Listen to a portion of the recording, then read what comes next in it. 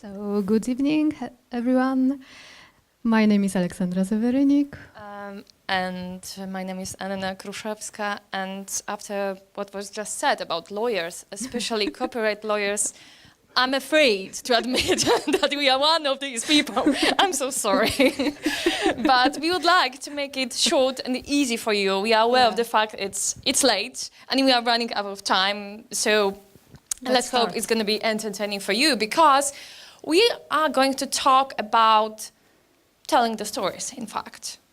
Not a lot exactly, but telling the stories. Of course, there will be some legal perspective in it, but as I said, hopefully in a light way.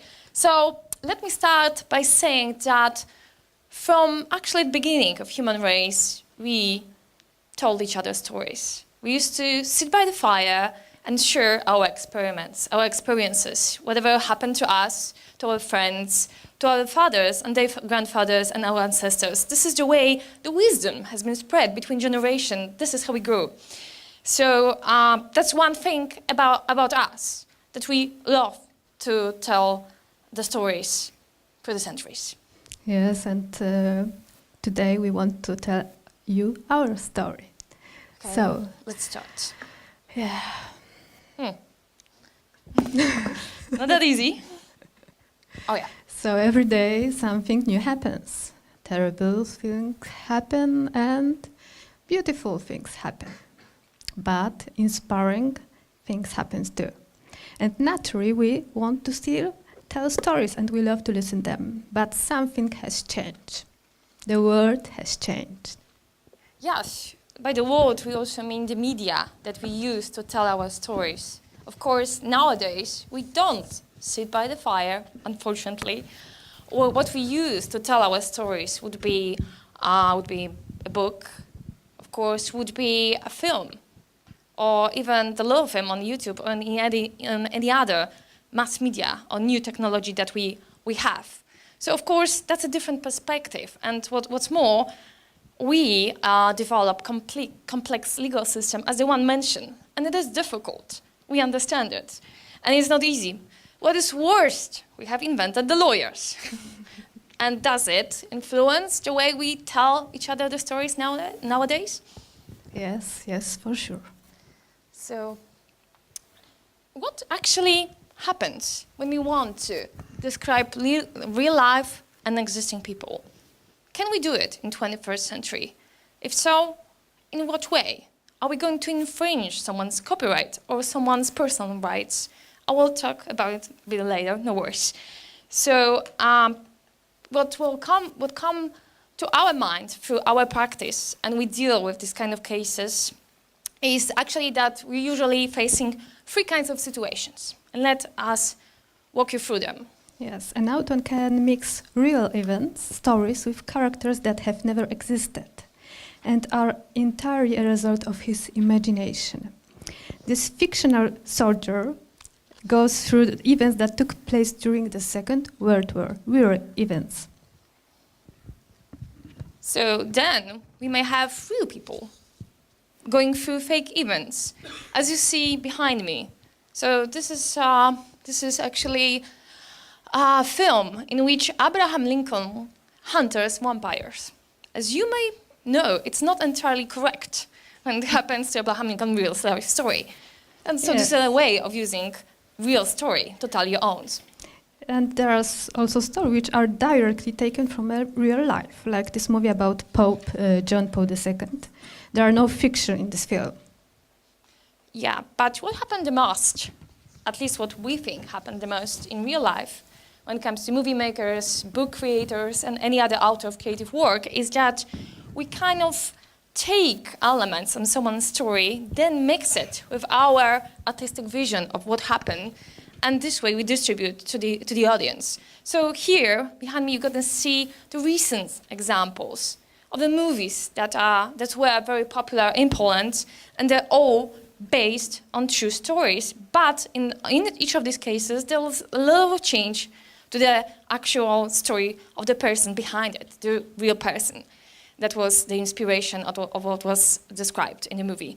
What is also important, and as you may assume it happens, is that people who actually knew the real characters, may sometimes protest against that. Why is that?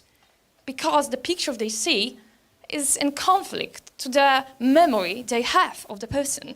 Like in this middle thing that shows The Last Family, the movie, that is about real family of the famous painter, Beksiński. In this movie, his son, who is already dead, was shown in the way that made his friends protest against this movie. People who knew him said, well, this is not the person he used to be. This is complete, or almost complete, false and defamatory in these ways. So, of course, it raises doubts, also legal ones. Then you see other ways of using someone's stories. The biographic books of the very popular in Poland actress, the theater play. Actually, this play talks about the wife of Lech Wałęsa, political leader. Very difficult but interesting play. Then, of course, you can use the real character to create video games. And these are just examples of how you can make it. Of course, the life knows no limits in such cases. So what we end up with is two conclusions. First of all, it's very interesting for our creators to base your creative work on someone else's life. Why is that?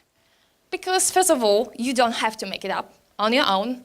Second of all, if you're going to base it on something interesting and already known to the public, probably it's going to gain popularity way easier than your own story. What does it mean? That there's some value here. And if there's a value, is there something to be protected? And does the law react to it? So we may ask, can we copyright our lives using strictly a copyright law prescriptions? Can we say that the succeeding events leaning on biography are creative work? Obviously no. First of all, we must say that the fundament of the copyright law is that ideas can be owned by one person. Also those very creative ideas. They are free use them in a specific personal way. Only personal expressions of an idea can be protected by the copyright law. So the events that happened are some kind of idea that can't be protected by copyright law. But expressed works describing someone's private life, like letters, diaries, or personal notes, can be protected, like private letters from Jarosław Iwaszkiewicz to his close friend. And what's important, that copyright doesn't protect any events or thoughts expressed in the letters, but protects only the creative, personal description of it. So there's some scope here for the authors, but does it mean that it's all that we need to take off as the creators? Is there any other legal grant for the people who feel used in creative works to protect themselves? Yes, there is. Of course, there is. And it is in Polish legal civil system, there's going to be a doctrine of personal interest. Personal interest are values such as reputation, such a privacy, such a good memory of deceased close person to us. And those values are protected by civil law, which means whoever has used them may be confronted with a legal suit. And what happened is, in fact, we as the lawyers end up with a huge conflict between opposite values: freedom of art, freedom of speech, and privacy, reputation, or any other goods that we can connect with a human being. And what happens at the end is the judge, when he gets such a case, has to weigh those values and decide which one should prevail. Is there any clear answer, the one that I can tell you right now, so you know which one is going to win? No, there isn't. But, of course, there are some factors that are taken into account by the judges, and would like to shortly mention it to you. For example, judge can see a disclaimer like this. Is it important? Definitely, it's clear information for the audience who should not seek any real people or events in the work. But for the judge, other factors should be much more important. Right. So identification is, of course, the first thing. So if we are launching the lawsuit, we need to be certain that the work actually concerns the one who's looking for protection. So this person has to be identified. Is that disclaimer enough? Not really. In a very popular Polish court case, Weronika Rosati against Andrzej Żuławski about book Nocnik, the court of both instances said, it's not enough that it's a novel. It's not enough that we have a disclaimer. If there are so many similarities between the character from the book and the real person, that it leads to identification of those two by reasonable reader. That's the standard we are facing in Polish law by now. So another factor is that should be taken into consideration would be the character of the figure who is seeking the protection. Because while we deal with public figures such a politician, a social leader, or famous Polish or not Polish film director, it's clear and well established that the boundaries of privacy of other personal interests are limited because of the public interest. And maybe we'll move further, okay? Okay. What else matters is the right to tell your story. Of course, we all do have such right. But is it enough to say, I want to tell my story, even though it infringes with someone else's reputation? Not really. And the court has found in many cases that I'm unable to mention right now. But to tell the long story short, I would like to mention to you that it's not enough, and you can be still held responsible if by telling your story or your version of the story, you are abusing someone else's privacy, reputation, and or other goods. There's one more factor, although, that works for your benefit as the author. That's the fact the story may be already in public domain, which means that the courts are reluctant to give protection to something that is already there, right? We are not going to protect something that everybody already knows. For example, in British case, Spycatcher, the court didn't give any protection to the British government who was seeking to block the book revealing MI6 secrets. And the court say, well, if the books can be bought in other countries, as it was in this case, there is nothing else to protect. Everybody knows the secret. So that's the other story. Is this a fair argument? I would go argue, but definitely it's worth mentioning. And another important factor is the time. Personal goods, personal interests lapses through the time. They end with the person's life. Of course, a good memory is important for the heirs, but that too will soon or later end. The more time is passed, the freedom to the creators arises. And maybe the situation, obviously, is when we have the consent of the living person or her heirs to use elements from her biography. It gives us legal comfort and safety. Of course, we all advise that.